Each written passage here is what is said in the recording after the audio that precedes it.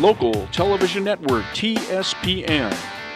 And now, TSPN News with Tom Slivick. Comprehensive news because in today's world, you need more than just sound bites.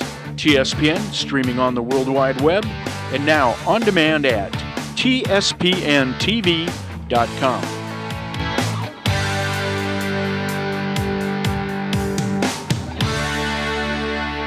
Hi, everyone, and welcome to today's news in depth. And with me today is Supervisor of Superintendent, actually. You know, I'm going to get all this stuff straight sometime. That's you know, right.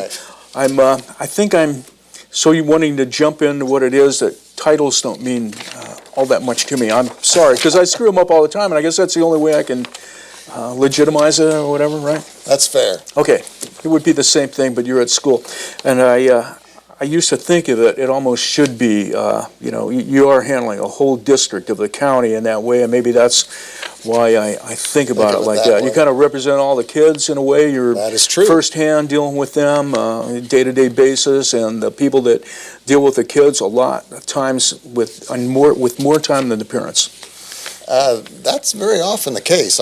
I don't see as many students, and that's probably a good thing. Other than when I was at Amador High School this morning, and I was at Independence High School, and I was at Argonaut yesterday. So then I am around students, but it's when they get called to my office, it's probably not exactly for the right reason always. Okay, so. But probably in the elementary schools they like to see you, don't they? There you go. That's right. The young kids. There you go. There you go. Well, so do the big kids. Okay, I know that. All right. So, you know, we're here to give it an update.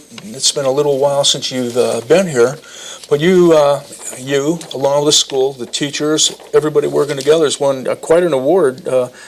You're now a gold ribbon school, and I understand that's kind of replaced the distinguished schools recognition. That's correct, Tom. And tell us about that. Well, the exciting part of this is that all four of our secondary schools were selected in that it's Ione Junior High School, Jackson Junior High School, Argonaut High School, and Amador High School were all selected to qualify. First of all, the data has to look a certain way that we provide to the state, and so not everybody gets to apply. We qualified to apply, and lo and behold, all four of our schools were selected. It's really quite an honor because they have reader teams, and an Amador school was selected by each of at least four different teams. So, you know, and it is something because in reality we all know that every parent and a lot of people, the taxpayers, they're always wondering, like, are we going to bang for our buck for the schools? How do we compare? A lot of money? And my kids are going to have to work and compete with people from all around the world nowadays. And you know, how are we doing? Are we doing a good job? So when you hear this, I think most of the people in Amador County realize that, you know, we have pretty good schools here. Teachers care, the kids care.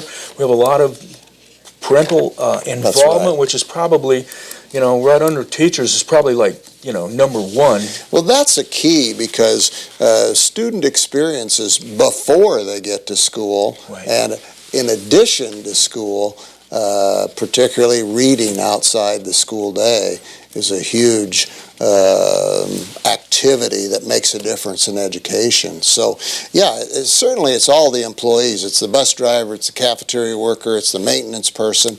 It's everybody you can think of working together, which is the, you know, big... making that whole experience possible. And, you know, we went through kind of a tough year a year ago with negotiations. We didn't know what money we're going to get, et cetera, et cetera. Finally, we got that solved. And, you know, I kind of assured the board that people are doing their job. We have some high concerns, but people on a day-to-day basis are doing what they should be. And just what you said here is we have evidence, and it's not... you know, a neighboring county or it's not a neighboring district say, hey, wish we'd like to be in your county. It's the state saying, and what's even makes it more exclusive, there were no schools in Calaveras County, none in Tuolumne, none in San Joaquin County, and only 3 in Stanislaus County that were selected. So it's I just have to jump in for a bit. Like, what do you think? Maybe the difference, if that happens, that probably everybody sits around and says, well, we're doing this, we're doing that, right? What are we doing so much better than those counties, or where are they falling down? Well, I think there's a couple things, not the least of which is parental support. Okay. It's huge here, and not every child has 2 parents at home. I mean, let's not kid ourselves. We're not some utopian area. We have plenty of need, and students that have some real hardships in this county. I mean, we helped around 700, I think, at Remembering Christmas. If you check with Jim Geedy and KVGC Radio, it was... So economics is a hard way for a lot of the parents? Right, it's tough, but I think the priority that parents put, and then the support they give each school site. What I'm really proud of is that 4 sites were selected, and each school, and they're proud of this, that they're all a little bit different, and they all got there in their own way. And so we've allowed some flexibility and some freedom to get to the goal, and lo and behold, 4 schools got there. And this tells you that the elementary schools are doing their job. Sure, because they're your feeder program. Exactly. Did they, the people that are giving this award, were the elementary schools looked at? Were they? No, what they look at. So it just happens at secondary? That's correct. For this year, it's only secondary schools. But the reason I brought up the elementary is junior high students wouldn't do as well as they do if it wasn't for the preparation for those other for some subjects, it just gets tougher and tougher because the knowledge base is built on what you had learned, and it goes on, and if you're not there, you're going to be struggling to catch up. Well, and we do a good job of trying to help students get to grade level, certainly by 3rd grade. And we have support programs, and that's one of the things that they look at here. Do you support all students? And is the accessibility to the curriculum the same for boys, girls, all ethnicities? They look at your master schedule, and the Office of Civil Rights was in here a couple years ago, and the reviewer gave us the highest rating that she had ever given. So they look at accessibility and complaints, and the lack of, hopefully, complaints. They look at attendance. They look at your low dropout rate and high graduation rate. A couple years ago, every student that started, every senior student that started in the fall graduated in the spring. And maybe some of them drag it into the summer or whatever, but everybody graduated. When we were youngsters, that was almost a truism too. Maybe we would have like a 1 or 2, 3%. That would be really considered maybe high. You get the 3% dropout rate. But from what, as a taxpayer, some of you hear today, you're like, those are up in the teens, or they're going to even be on that 20%, and you go like, my God, what, So once our again, that's dropout really rate, just for your information, our dropout rate is less than 2%. Wow. So, and our graduation is about 98%. So it's a heck of a deal. That's one reason it's fun to work here, because education is a priority. Right. And so regardless, this is a heck of a review. And so the kids get a couple days off for this? No, nobody gets. Okay, I was just teasing. Yeah, there you go.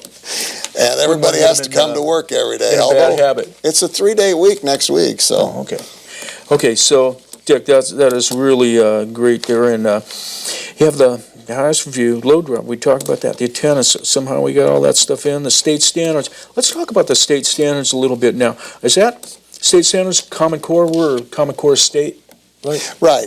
That's kind of how it started out, Tom. That's exactly right.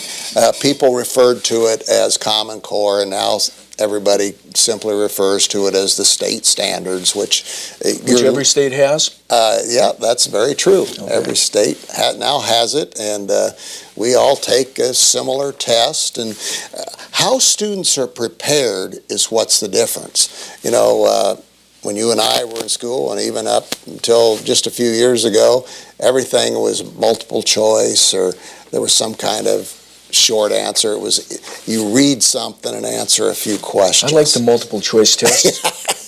It's always C, always pick C.